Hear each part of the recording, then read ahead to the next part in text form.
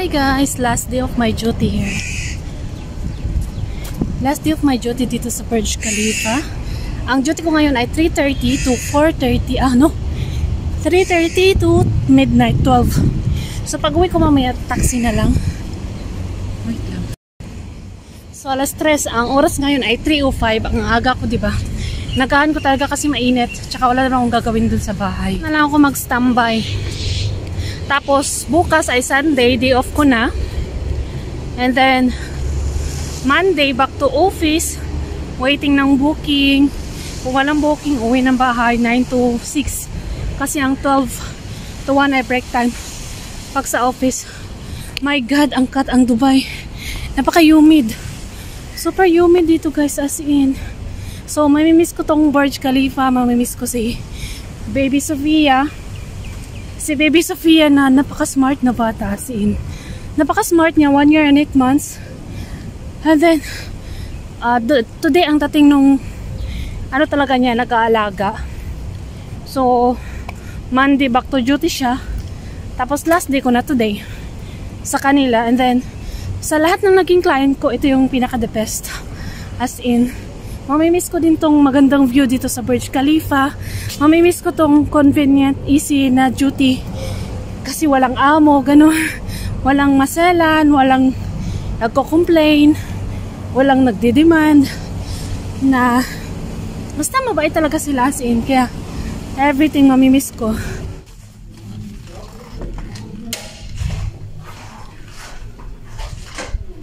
So, ang ginagawa ko dito, ako nagbibihis.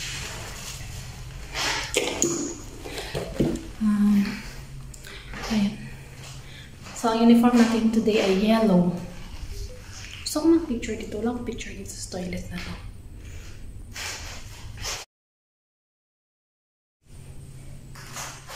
Batal kapag mayaman. Pasok na natin yung ating mga kagamitan. Wallet. Ano ba yung nasa wallet ko? Gusto nyo makikita? Meron pa akong 19 minutes. So, sa wallet ko, dito yung aking mga cards. Cash. And then, loan card and ating Emirates ID.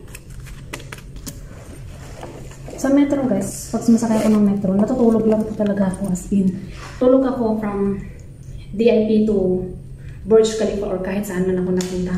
Natutulog talaga ako sa metro. Yan yung talent ko. Natin today, yellow. Meron kami uniform, meron kami green na ganito, meron kami scrub suit. Ito naman ay t-shirt lang, yellow. Pag may mga event or may mga ganitong short duty. So, nag-yellow tayo. Pag wala nang nalabhan, ganun. Mainit din kasi yung scrub suit. And, what is my work? Baby care. Baby care lang po ako. Mostly, iba kasi yung naka-assign sa elderly.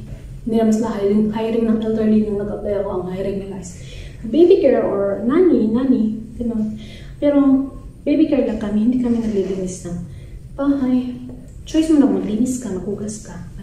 Pero hindi siya mandatory. Hindi siya part ng rules namin.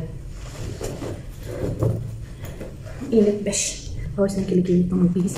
And then, alam niyo ba na hindi kayo pwedeng pumasok dito or umakyat sa 9th floor kasi yung amo ko. So, hindi ako pwedeng umakyat kapag hindi ko pinakita yung aking ID or kung hindi ko kailangan kanilang tawagan yung client na nasa baba na ako or magma-message ako sa WhatsApp niya, ma'am, nandito na po ako sa lobby.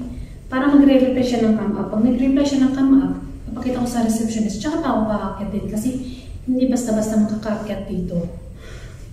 Stricto sila. Laruin ko lang siya. Kailangan yung laro ng bata is knowledgeable. Alam mo yung may matutunan sila and hindi lang basta-basta na laro. Hindi sila, mga baby dito, hindi allowed yung iPad. Kailangan more on educational yung tinuturo namin, activities, and then monitor ng nappy change. Nappy change is diaper change. And then mga rashes, kailangan lahat ng napapansin mo sa bata ay kailangan mong i-inform yung parents. And yeah, don't forget to drink your water to keep hydrated kasi meron pa akong 4 minutes.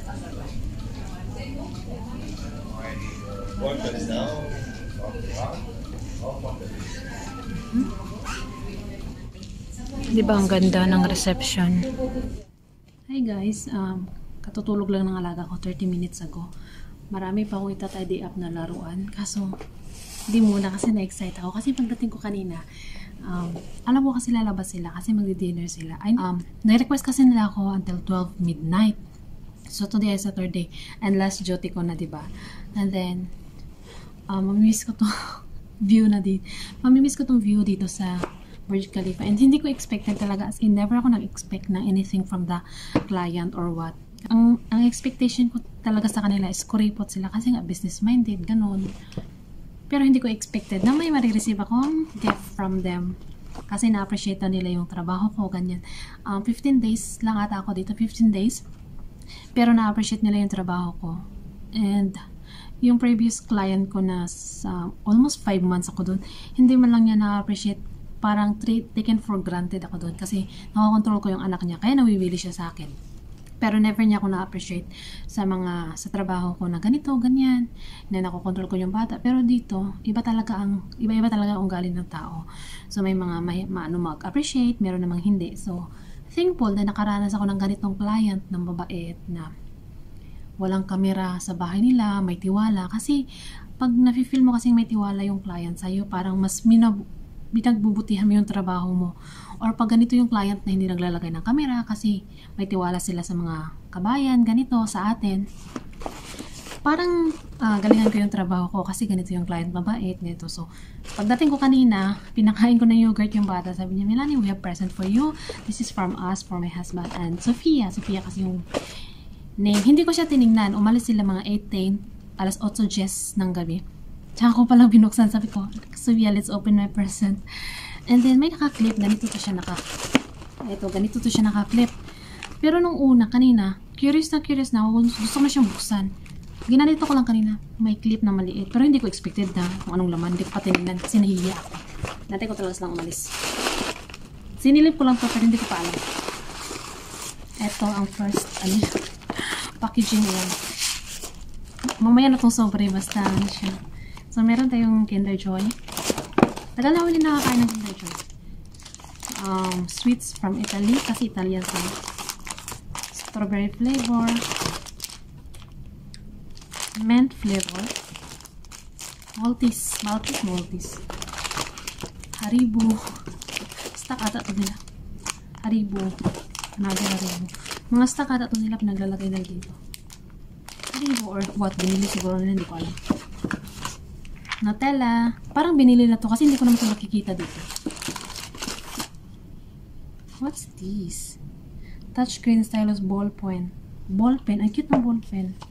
Ang ganda niya, guys. Wow. Made in Taiwan. Tingnan natin. Super thankful na parang nabuhay yung atmosphere sa katawang lupa ko na grabe kasi yung trauma na pinagdaanan ko doon sa previous client ko, as in tantrums, malala yung bata. At least, hindi ko alam paano ito buksan. Anyways, kaliwali. Later. Pero, M&M, chocolate. M&M. Another M&M. Empty. So, buksan na natin itong, akala ko, later na, love letter, ganun. Hindi pala. Cash. Meron tayo dito.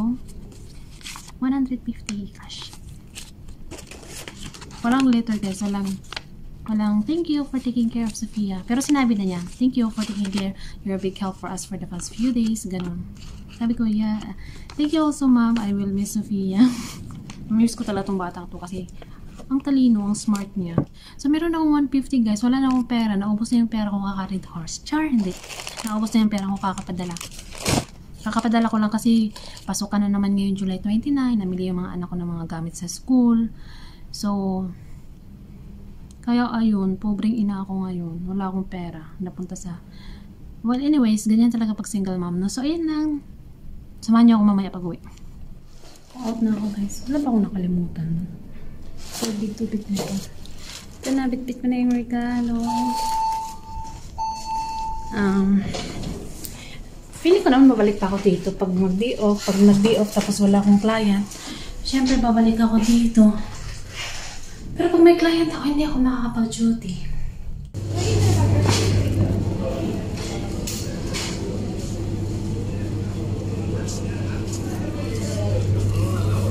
Bili tayong garlic.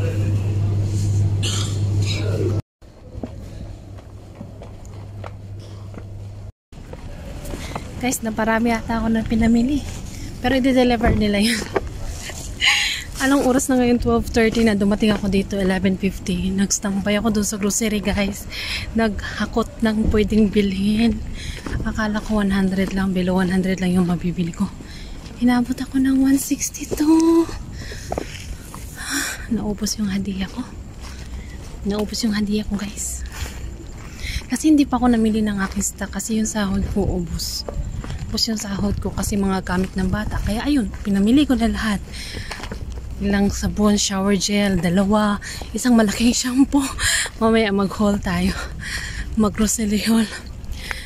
Para akong nagulat sa presyo. Pauwi na ako ng bahay. Day off ko pala bukas. So, yun na yung routine. Mamaya pala pakita ko sa inyo yung aking haul. Ito na guys, dumating na yung delivery at 1:20 early in the morning.